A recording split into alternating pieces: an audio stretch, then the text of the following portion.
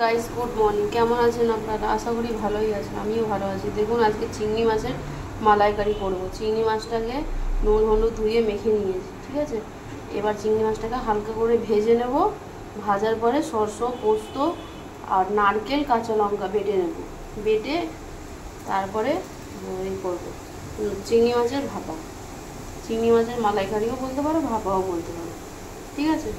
কড়াটা গরম হচ্ছে, তারপরে চিংড়ি মাছটা ভাজছি, তারপরে আপনাদেরকে দেখাচ্ছি। আজকে যেহেতু আমার জন্মদিন, ওই জন্য ইলিশ মাছও হয়েছে, চিংড়ি মাছও হবে। ইলিশ মাছের রেসিপি আমি আগের দিন দিয়েছিলাম, বেগুন দিয়ে সরষে পোস্ত দিয়ে কাঁচা লঙ্কা দিয়ে বাটা আর চিংড়ি মাছের। দেখুন গাইস, তেলটা গরম হয়ে গেছে, তেলটা গরম হয়ে গেছে। চিংড়ি মাছকে ছেড়ে দেবো। চিংড়ি মাছ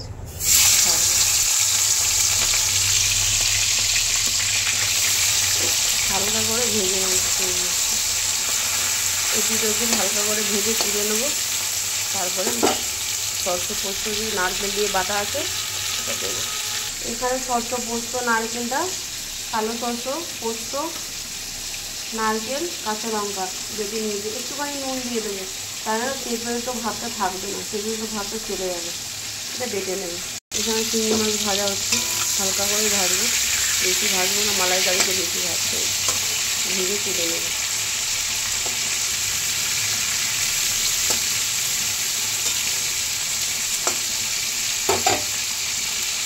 আপনারা সাপোর্ট করবেন গাইস, একটা স্ট্যান্ড কিনবো।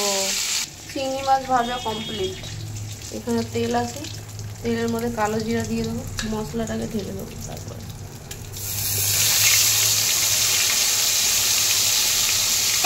মশলাটা ঢেলে দিলাম, এটাকে একটু কষিয়ে নেবো। নুন হলুদ অ্যাড করবো,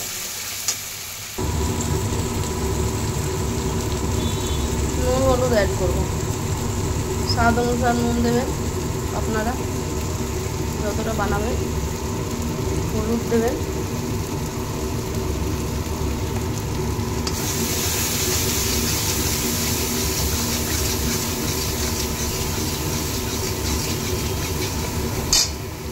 মশলাটা ভাজা হচ্ছে, হয়ে একটু ভাজবো।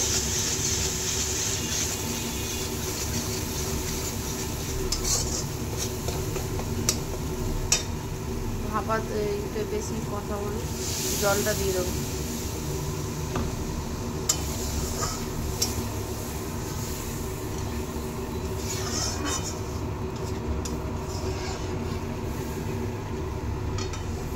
ফুটে উঠলে মাছটা দিয়ে দেবো। ফুটে উঠলেই মাছটা দেবো। ফুটে উঠেছে, মাছটা দিয়ে দেবো।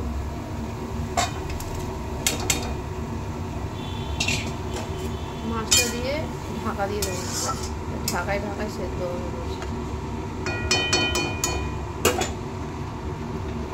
ঢাকা দিয়ে দেবো। ঢাকাটা খুলে দেখে নেবে।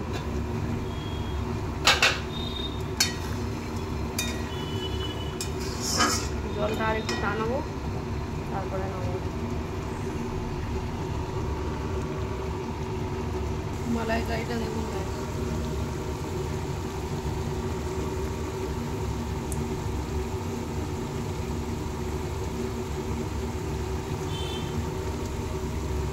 এটা নামিয়ে নেবো।